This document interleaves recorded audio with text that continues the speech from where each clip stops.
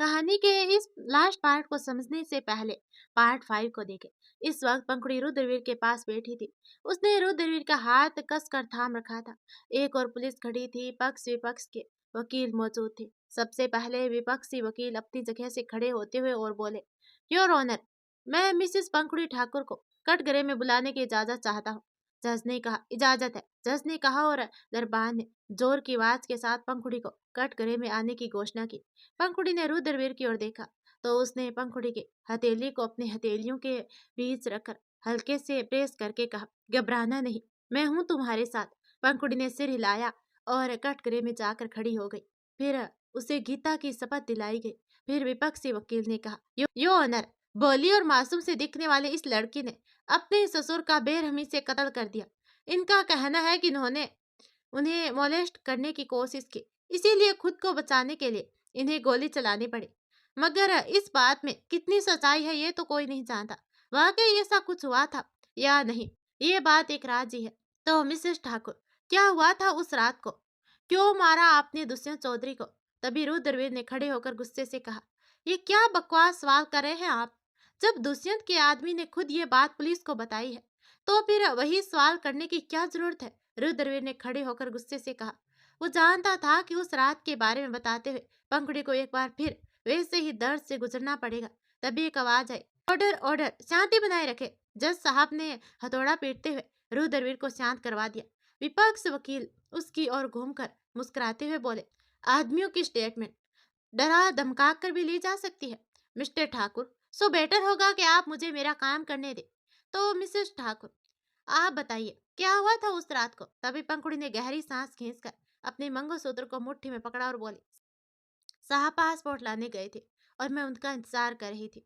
इन्हें काफी रात हो गई थी, इसलिए मुझे घबराहट हो रही थी। रात के 11 बजे के करीब डोरबेल बजा। सामने दुष्यंत चौधरी अपने आदमियों के साथ खड़ा था। उसे देख मैं डर कर भागने को हुई, लेकिन उनके आदमी साहब को घसीटते हुए अंदर लाए। उन्हें मारा था उन लोगों ने। मेरे सामने वो लोग दोबारा उन्हें मारने लगे और मुझे मजबूर करने लगे कि अगर मैं खुद को उन्हें नहीं सौंपती तो वो साहब को मार देंगे। उसने गोली चलाई साहब पर और मेरे साथ जबरदस्ती करने की कोशिश करने लगा। अपनी इज्जत बचाने के लिए मुझे उसे गोली मारनी पड़ी। पंखुड़ी ने वकील को देख थोड़ा गुस्से और सख्त लहजे में कहा, अगर मैं ऐसा नहीं करती तो इस वक्त केस दुष्यंत चौधरी के मर्डर का नहीं, पंखुड़ी ठाकुर के रेप एंड सुसाइड का होता। और तब भी आप ऐसे सवाल करके मेरे दोस्तों को बचाने की कोशिश करते। झूठ बोल रहे हैं आप मिसेस ठाकुर। यो ऑनर, मिसेस पंखुड़ी ठाकुर एक वक्त पहले ऊंटी के एक ऑर्केस्ट्रा पर नाचने वाली थी। इतना तो हर कोई जानता है कि वहाँ की औरतें कितनी सभ्य होती है। तो इज्जत बचाना एंड ऑल बहुत बचकाना बहाना हो गया है। सच क्या है ये मैं कोर्ट को बताता हूँ। पंखुड़ी ठाकुर पर दुष्यंत चौधरी की नजर पड़ी। उन्हें ये पहली नजर में पसंद आ गई और वो इन्हें अपनी हवेली पर ले आए। वहाँ 1 महीने रहने के बाद इनकी नजर दुष्यंत चौधरी के सौतेले बेटे पर पड़ी। हम उम्र को देख इनका ईमान डोल गया और इन्होंने अपनी भोली बाली सूरत की मदद से रुद्रवीर ठाकुर को फंसा लिया और दोनों उल्टी छोड़कर बेंगलोर आ गए। दुष्यंत चौधरी ये धोखा बर्दाश्त नहीं कर पाए और उन्हें अपने सवालों के जवाब चाहिए थे इनसे। इन लोगों को ढूंढते हुए वो बेंगलोर आए, उन्हें सवाल जवाब किए। उन्होंने बातों ही बातों में इन्हें किसी बात पर गुस्सा आया और इन्होंने गोली मार दी, जिसके बाद बेचारी बनने का ढोंग करते हुए ये मोलेस्टेशन का नाटक रचा रही है। तभी अचानक एक आवाज है, ए वकील साले, तेरी तो हिम्मत कैसे हुई तेरी इतनी वाहियात बात करने की? जानता क्या है तू इसके बारे में? रुद्रवीर ने गुस्से में वकील के कॉलर पकड़कर उसे जमीन पर पटक दिया और 2-4 गुस्से जड़ दिए। पंखुड़ी के बारे में ऐसी घटिया बातें उससे बर्दाश्त से बाहर थी और बोला, मेरी पंखुड़ी कितनी सभ्य है ये साबित करने के लिए तुझसे करेक्टर सर्टिफिकेट नहीं चाहिए। वो मेरी पंखुड़ी है, उस पर सवाल उठाने वाले की जुबान खींचकर हाथ में दे दूंगा। तू होता कौन है? मेरी बीवी की सभ्यता पर सवाल करने वाला वकील है। तो तुझे लीगल राइट मिल गया? उस पर चीखते हुए रुद्रवीर ने उसे एक गुस्सा मारा कि पुलिस कांस्टेबल ने उसे खींचते हुए वकील से अलग किया। तभी जज साहब ने इस बात पर सख्ती से कहा, अदालत में ऐसा व्यवहार बर्दाश्त के लायक नहीं है। अदालत आपको आखिरी चेतावनी दे रही है, अगर ऐसा दोबारा हुआ तो आपके खिलाफ कार्रवाई होगी। और वकील सुब्रमण्य, बेहतर होगा आप सस्पेक्ट पंखुड़ी ठाकुर के करेक्टर को दोबारा बीच में ना लाए। वकील का कोट पहना किसी को हक नहीं देता किसी के भी करेक्टर को परखने का अदालत की कार्रवाई आधे घंटे के लिए स्थगित की जा रही है। आधे घंटे के बाद फिर से कार्रवाई शुरू होगी। जज साहब उठकर बाहर चले गए। तभी वकील को घूरते हुए रुद्रवीर पंखुड़ी के पास आया और उसका चेहरा हथेली में भरकर बोला, खबरदार, जो इन सब वाहियात बातों से तुम अपसेट हुई तो इन जैसों का काम ही यही होता है। तभी पंखुड़ी कहती है, वो जो कुछ बोल रहे थे वो गलत है साहब, मैंने ऐसा कुछ नहीं किया। वो तभी रुद्र कहता है, चुप। पूछा क्या मैंने तुमसे? तुम क्या हो ये मैं जानता हूँ। फिर मुझे किसी से तुम क्या हो ये मैं जानता हूँ। फिर मुझे किसी के कुछ भी कहने से कुछ फर्क नहीं पड़ता। सवाल जवाब या सफाई की जरूरत वहां होती है जहां मोहब्बत के बीच एतबार की कमी आ जाए। पागल, तुम पर तो अपनी जान से भी ज्यादा इतबार है मुझे। तुम्हारे संभे होने का सवाल करना मतलब अपनी मोहब्बत को गाली देना। तभी पंखुड़ी कहती है, आप सच में मुझसे कुछ नहीं पूछेंगे? जो कुछ भी वकील ने कहा उसकी कोई सफाई नहीं मांगेंगे? तभी रुद्र बोला, तुम चाहती हो मैं तुमसे पूछूं? तो पंखुड़ी कहती है, नहीं, मैं चाहती हूँ कि आप हमेशा ऐसे ही मुझ पर एतबार करें। आपके सिवा ना मैंने किसी को भी अपना माना और ना कभी मेरे करीब आने की इजाजत थी। तभी रुद्र बोला, एक डील करें। एक डील करें? पंखुड़ी ने उसकी ओर देखा तो वो बोला, तुम मुझसे ढेर सारी मोहब्बत और मुझ पर बहुत ज्यादा एतबार करना और यही बातें मुझ पर लागू होगी हमेशा हमेशा। डन? पंखुड़ी ने कहा, हम। सिर हिलाकर पंखुड़ी ने कहा तो मुस्कुराकर उसका माथा चूमकर रुद्रवीर ने उसे गले लगा लिया। तभी एक आवाज आई, कोर्ट की कार्यवाही पुनः शुरू की जाए। आधे घंटे के बाद जज साहब दोबारा अपनी जगह पर विराजमान थे। केस की कार्यवाही दोबारा से शुरू हो गई। पंखुड़ी के पक्ष के वकील उठे और बोले, यो ऑनर, अभी आधे घंटे पहले मेरे मुवक्किल ने मेरी क्लाइंट पर घटिया और बेबुनियाद इल्जाम लगाए। उनके करैक्टर को धूमिल करके उन्हें ही दोषी करार करने की कोशिश की। अब मैं उन इल्जामों के खिलाफ तथ्य पेश करने के लिए कोर्ट में दुष्यंत चौधरी के घर की मेड ललिता, जिसे दुष्यंत चौधरी की रखेल कहना ज्यादा उचित होगा, उन्हें बुलाना चाहता हूँ। तो जज बोले, इजाजत है। जज साहब ने कहा और एक लेडी कांस्टेबल ललिता को अपने साथ ले आए। उसे देख पंखुड़ी ने घबराकर रुद्रवीर का हाथ पकड़ लिया। रुद्रवीर ने उसे इशारे में रिलैक्स रहने को कहा। तभी वकील बोला, हाँ तो ललिता जी, आप वर्षों से चौधरी की हवेली में है। पता चला है बेहद गरीब थी आप दुष्यंत चौधरी के। आप समझ रही है ना मैं कहने की क्या कोशिश कर रहा हूँ? तो जब आप इतने करीब थे तो उनके बारे में सब कुछ जानती होंगे। तो क्या आप कोर्ट में वो सब बताएंगे जो आपने पुलिस कस्टडी में बताया? तभी ललिता ने वो सारी बातें बता दी जो सच थी और चौधरी के घटिया करेक्टर को दर्शाती थी।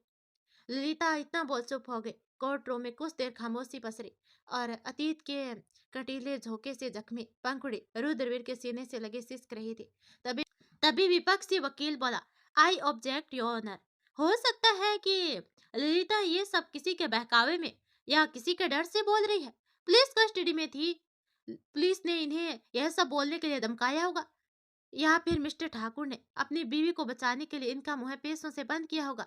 तभी रुद्र गुस्से में खड़ा हुआ और बोला, मुंह तो बंद करना बहुत अच्छे से आता है मुझे, दिखाऊं करके? रुद्रवीर ने वकील की बकवास पर उसे घूरते हुए कहा। तो वकील सक पका गया। पंखुड़ी ने रुद्रवीर की बाहें कसकर थाम ली।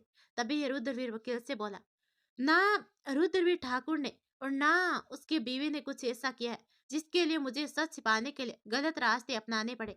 सच को तोड़ मरोड़ करना, उसे झूठ के सांचे में डालना तो आपका काम है, मेरा नहीं। तो वकील कहता है, अरे आप क्या बात करते हैं जनाब, आजकल गवाह खड़े करना आप जैसों के लिए कोई बड़ी बात तो नहीं है। ऑर्डर ऑर्डर, कोर्ट की शांति बनाए रखे। ललिता कोर्ट को बताएं, क्या आप ये सब किसी के दबाव में या लालच में कह रही हैं? जज साहब ने सवाल किया। तो ललिता ने अपने आंसू पोंछे और बोले, नहीं जज साहब, सच बोल रही हूँ। पश्चाताप है ये मेरे कर्मों का। चौधरी साहब ने मेरी बेटी को भी बेच दिया। उसके बाद मेरा उस दुनिया में कोई नहीं था, उनसे लड़ पाऊं इतनी ताकत नहीं थी, इसलिए सब कुछ स्वीकार कर लिया। बेटी को मारने की धमकी देकर उन्होंने मुझे अपने रखेल बना लिया। कुछ सालों के बाद मुझे भी उन ऐशो आराम की लत लग गई और मैं उनके साथ खुश रहने लगी। उनके हर गलत काम में उनका साथ देने लगी। वो जब इस लड़की को लाए थे तो मेरे मन में हीन भावना आई। एक औरत होकर इसकी मदद करने के बजाय मैंने चौधरी साहब का साथ दिया। मेरी गलती किसी भी मापी से कम नहीं होगी, पर सच बोलकर पश्चाताप करना चाहती हूँ। कुछ पल की खामोशी के बाद पक्ष के वकील बोले, यो ऑनर, कोर्ट में ऑलरेडी कुछ बहुत सबूत पेश किए जा चुके हैं जो ये बताते हैं कि दुष्यंत चौधरी निहायती नीच और घटिया शख्स थे। इससे पहले भी उनके खिलाफ बहुत बार केस फाइल हुए हैं, पर हर बार अपने पावर से उन्होंने केस को कोर्ट पहुंचने से पहले ही खत्म कर दिया। इन सबकी फाइल आपको पेश की जा चुकी है। ललिता के बयान से ये बात साफ है कि पंखुड़ी ठाकुर के साथ जबरदस्ती करने और मिस्टर एंड मिसेस ठाकुर को मारने की नियत से ही दुष्यंत चौधरी बेंगलोर आए थे। खुद को और अपनी इज्जत को बचाते हुए पंखुड़ी ठाकुर के हाथों ये खून हुआ है। पीसी सेक्शन 100 को मैं अदालत के सामने दोहराना चाहता हूँ। The right of private defence of the body extend to causing death.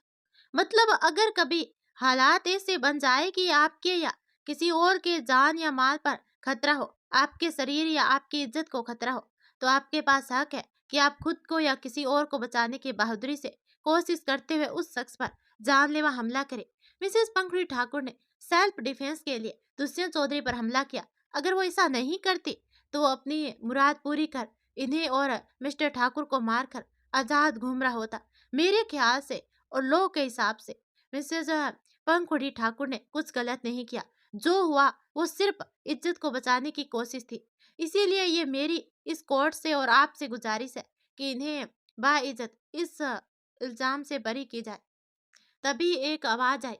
तमाम सबूतों, गवाहों और दलीलों को मद्देनजर रखते हुए ये अदालत दुष्यंत चौधरी को दोषी पाती है। अदालत इस बात को मानती है कि सबको अपनी रक्षा करने का हक है। ये अदालत ये भी मानती है कि कानून ने सबको हक दिया है अपनी या किसी और की जान या फिर इज्जत की रक्षा के लिए बहादुरीपूर्ण कोशिश करे। दुष्यंत चौधरी ने पंखुड़ी ठाकुर के साथ जबरदस्ती करने की, उनकी इज्जत को हानि पहुंचाने की कोशिश की।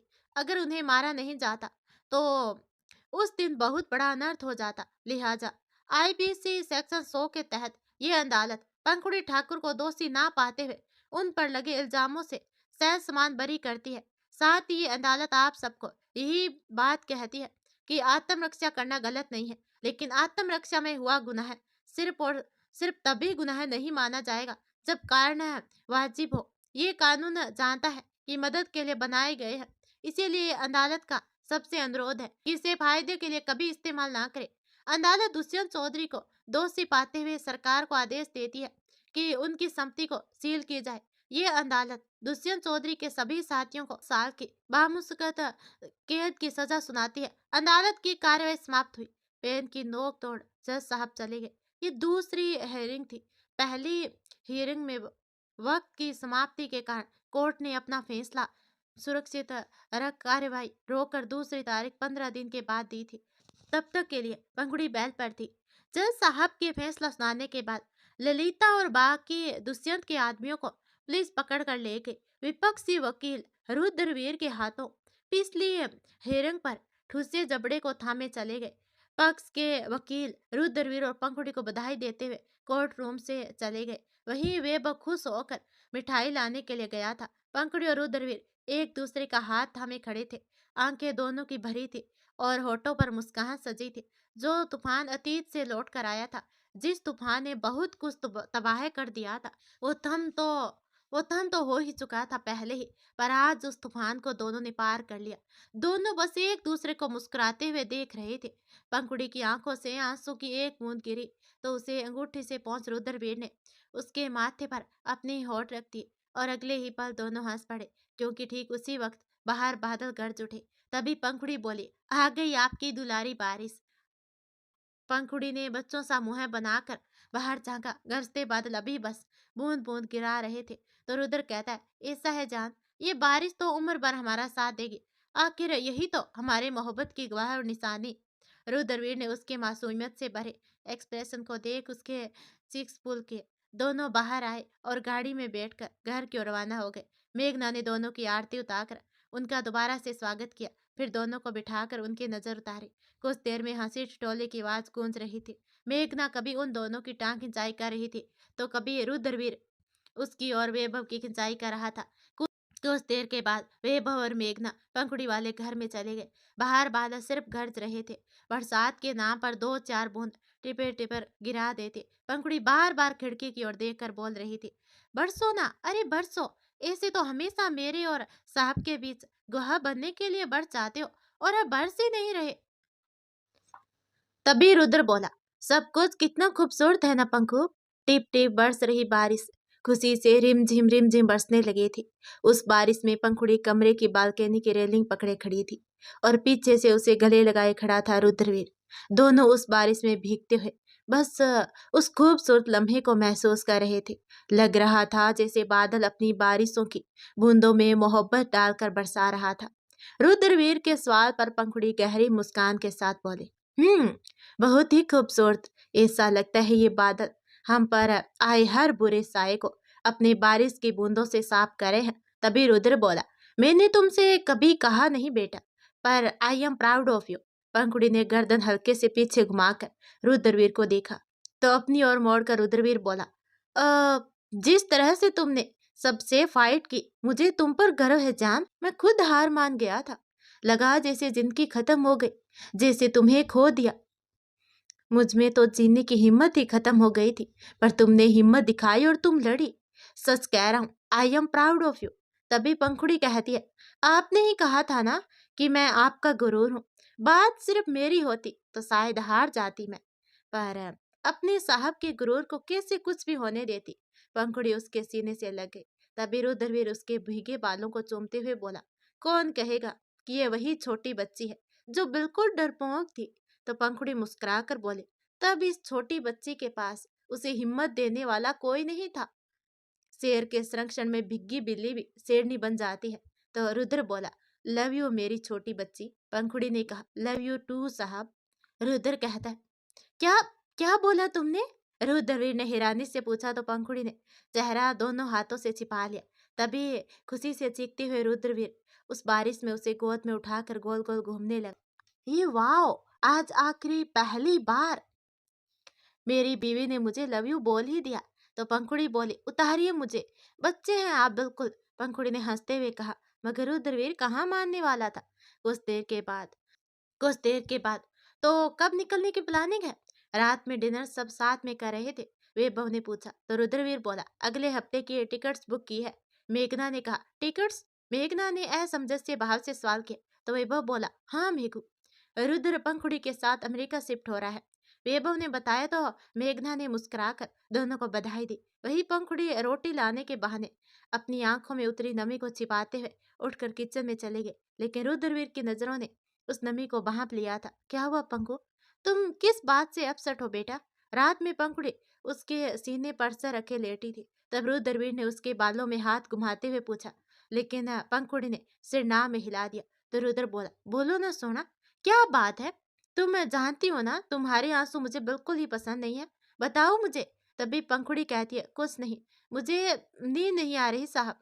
इतना बोल उसने अपनी आंखें बंद कर ली। रुद्रवीर ने 2 पल उसे देखा और उसके चेहरे पर से बाल हटाते हुए बोला, चलो जल्दी जल्दी बताओ, मेरी बीवी को मेरी कौन सी बात बुरी लग गई? तभी तो मैं अपनी बीवी को मना पाऊंगा। तो पंखुड़ी कहती है, आपकी कोई बात मुझे कभी बुरी नहीं लगती। रुद्र ने कहा, तो तुम नहीं बताओगी? साहब ऐसा कुछ, प्लीज पंखु, ये मत बोलना कि ऐसा कुछ नहीं है, क्योंकि इतनी तो मैंने कभी किताबें भी नहीं पढ़ी जितना तुम्हारा मन पढ़ लेता हूँ। तुम बताओ, वरना फिर मैं खड़ूस पति बनकर पूछूंगा, बोलो। तभी पंखुड़ी बोले, मुझे इंडिया छोड़कर नहीं जाना। पंखुड़ी ने रुआसा होकर कहा। उसके कोरों से आंसू बहने लगे। उसने रुद्रवीर को देखा और बोले, यहाँ यहाँ ये घर, इस घर के हर कोने में खूबसूरत यादें हैं।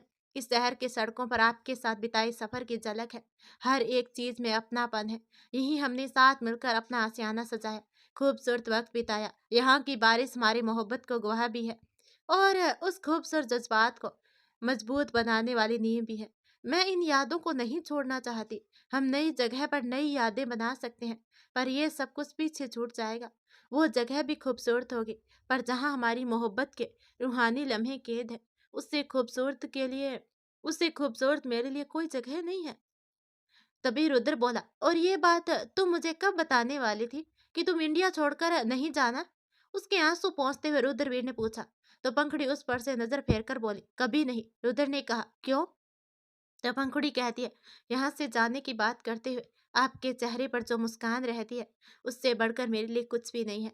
तो रुद्र बोला, अब बहुत देर हो चुकी है पंखु, अब हमें अमेरिका जाना ही होगा, तुम पैकिंग कर लेना। जी, पंखुड़ी ने धीमे से कहा और दूसरी ओर करवट ले ली। रुद्रवीर हल्के से मुस्कुराया और उसके करीब खिसक कर उसे पीछे से पकड़कर बोला, मेरी बुद्धू बीवी, हम हनीमून के लिए अमेरिका जा रहे हैं, हमेशा के लिए नहीं।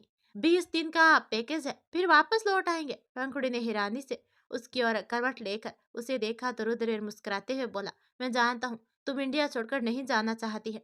मैं सिर्फ इसलिए यहाँ से जाना चाहता था क्योंकि मुझे लगा कि यहाँ से दूर जाकर तुम यहाँ की बुरी यादों को भूल जाओ।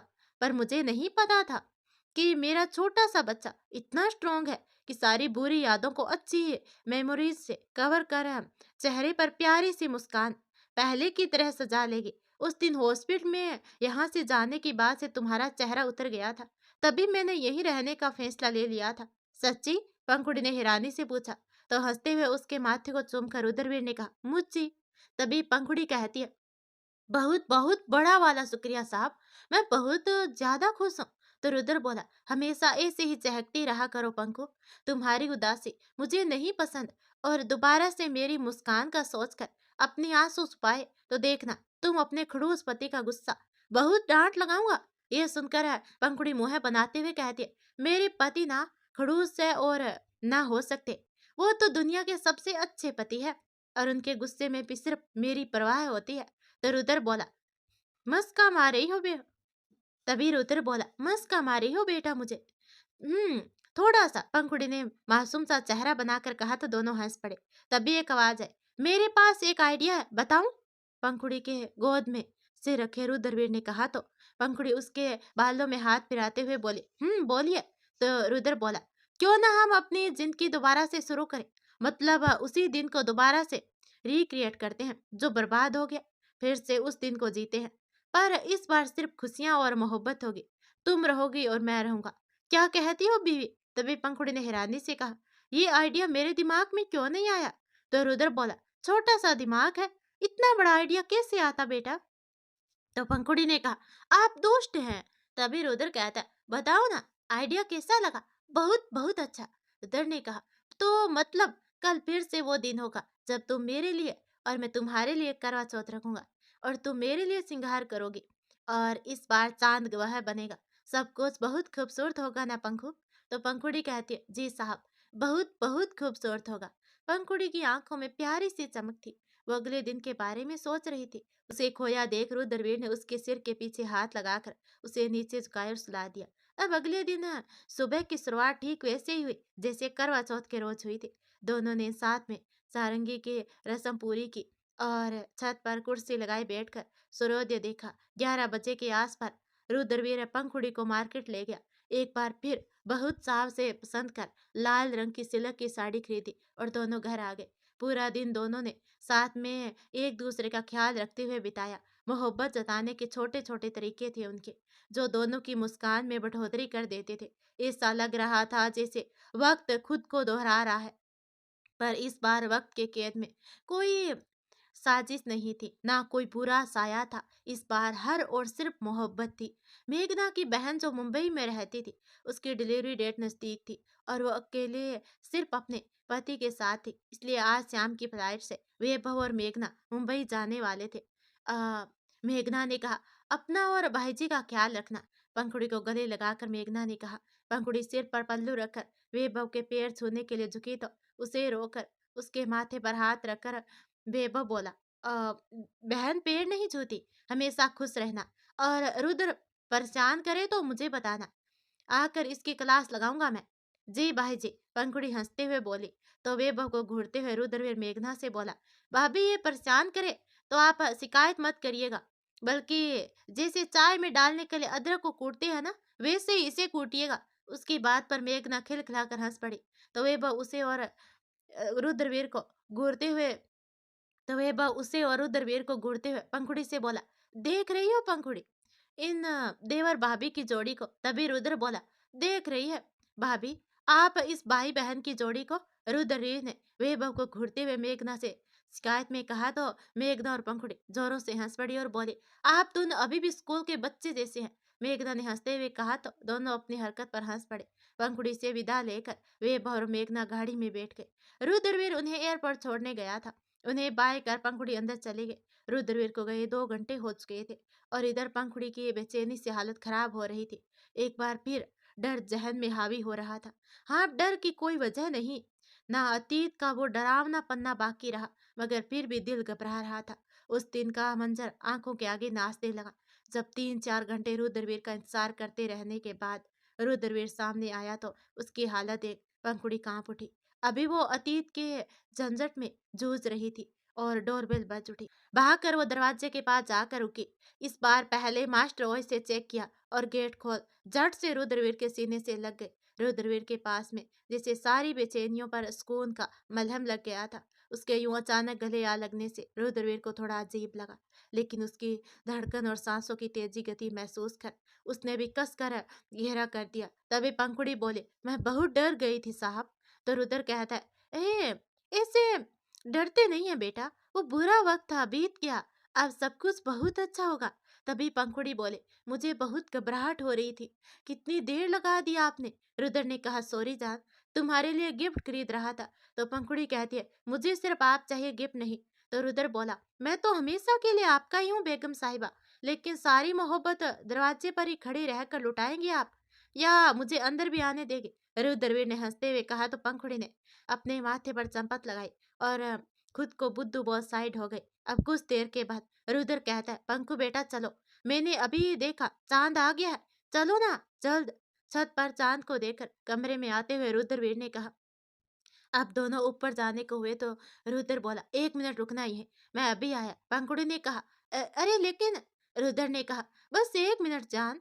रुद्रवीर अलमारी के पास गया और कुछ देर के बाद वापस पंखुड़ी के सामने आया और बोला, आंखें बंद करो बीवी, करो वरना मेरी कसम। पंखुड़ी ने कहा, आप सच में दुष्ट है। आंखें बंद कर पंखुड़ी बुदबुदाई, जिसे सुनकर रुद्रवीर हंस पड़ा। पंखुड़ी को अपने कमर के इर्द गिर्द कुछ बतला चेन से लिपटा महसूस हुआ था। हल्की रुनझुन की आवाज आ रही थी। उसे कमर पर रुद्रवीर की उंगलियां महसूस हो रही थी। तभी रुद्रवीर बोला, अब आंखें खोलो पंखु। पंखुड़ी को आईने की ओर घुमाकर उसके पीछे खड़े रुद्रवीर ने कान में फुसफुसाते हुए कहा। आहिस्ता से पंखुड़ी ने आंखें खोलकर देखा। सोने की एक पतली चेन वाली कमरधनी लिपटी थी उसकी कमर से, जिसमें छोटे छोटे रिंझुन बजते घुंघरू लटके बड़े ही खूबसूरत लग रहे थे। रुद्र ने कहा, कैसा लगा तोहफा? कान पर होठ रख रुद्रवीर ने पूछा। तो पंखुड़ी ने पीछे पलटकर कहा, आंखें बहुत खूबसूरत है आपकी।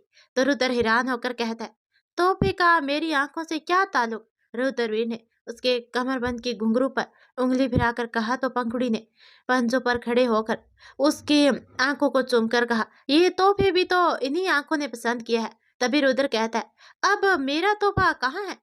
फिर तुम्हें मेरी एक विश पूरी करनी होगी। तभी रुद्रवीर ने उसे गोद में उठा लिया और छत की ओर बढ़ गया। तो पंखुड़ी कहती है, यही मुझे, मैं चल सकती हूँ साहब। तो रुद्र कहता है, मैंने सुना है पति अपनी पत्नी को ऐसे उठाता है तो उनके बीच मोहब्बत गहरी हो जाती है। तभी पंखुड़ी बोले, अच्छा किसने कह दिया आपसे? मेरे दिल ने। रुद्रवीर ने मुस्कुराते हुए कहा तो पंखुड़ी भी मुस्कुराने लगी। छत पर आकर उसने पंखुड़ी को उतारा। फिर पूरे रिवाज के साथ पंखुड़ी ने पहले चांद की और फिर रुद्रवीर की पूजा की। छलनी पर दिया रखकर चांद को देख अपने सुहाग का मुस्कुराता चेहरा देखा और पैर छूकर आशीर्वाद लिया। रुद्रवीर ने पंखुड़ी ने रुद्रवीर को कलश से पानी पिलाया और दोनों ने मिठाई का टुकड़ा एक दूसरे को खिलाया। आज सही मायने में करवा चौथ का त्योहार मनाया था दोनों ने। मोहब्बत में डूबा त्योहार, अपनी मोहब्बत की सुहाग की लंबी उम्र की कामना करने का त्योहार। आज जैसे आसमान में चांद बस कुछ देर के लिए इस मोहब्बत का गवाह बनने आया था, क्योंकि अगले ही पल बिना मौसम के बादलों ने अपना डेरा जमा लिया और गवाह बनने की नीयत से बारिश उन पर बरस पड़ी। दोनों ने एक दूसरे को देखा और मुस्कुरा उठे। बारिश बारिश से बचने की कोशिश किसी ने नहीं की। एक दूसरे का हाथ थामे चेहरा ऊपर के उस बारिश में खुद को भिगोने लगे। तभी रुद्रवीर ने अपनी जेब में से अपनी माँ की पायल निकाले। उसकी माँ की चाहत थी कि ये पायल उनकी बहू के पैरों में सजे। पंखुड़ी के पैरों में इस पायल को बेड़ियों की तरह बांधा गया था, मगर आज रुद्रवीर उन्हें अपनी मोहब्बत के रेशों की तरह पंखुड़ी के पैरों में सजाना चाहता था। रुद्रवीर ने बारिश में भीगते हुए पंखुड़ी का हाथ थामा और एक घुटने को मोड़कर बैठ गया। पायल आगे बढ़ाकर उसने कहा, ये कभी बेड़ियां बन गई थी तुम्हारे पैरों की, आज इसे मोहब्बत के तौर पर सजाना चाहता हूँ, इजाजत है?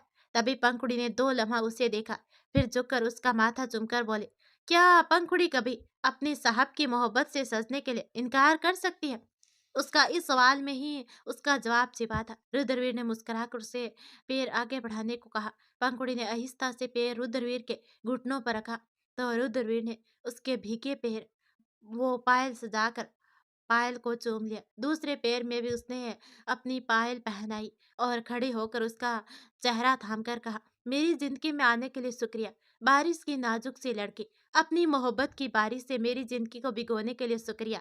तभी पंखुड़ी बोले, और मुझे बारिश के इस खूबसूरत रूहानी और मोहब्बत में सिंचे रूप में मिलाने के लिए शुक्रिया साहब। आपके आने से मैंने जाना है कि महज मौसम लगने वाली बारिश अपने साथ इतने खूबसूरत एहसासों को समेटती है। शुक्रिया इस मोहब्बत की बारिश के लिए। पंखुड़ी ने रुद्रवीर के हाथ पर अपना हाथ रखा था। उस रूहानी बारिश में भीगते दोनों एक दूसरे को मुस्कुराते देख रहे थे। ऊपर बादल जोरों से गरज रहे थे और यहाँ इनके दिल की धड़कन आपस में टकराया कर शोर मचा रही थी। दोस्तों, ये कहानी होती है यहीं खत्म। अब मिलते हैं कल किसी नई कहानी के साथ। अगर आप चाहते हैं कि कहानी आती रहे और आपको पता चल जाए, तो चैनल को सब्सक्राइब करके घंटी वाला बटन ज़रूर दबा देना। धन्यवाद।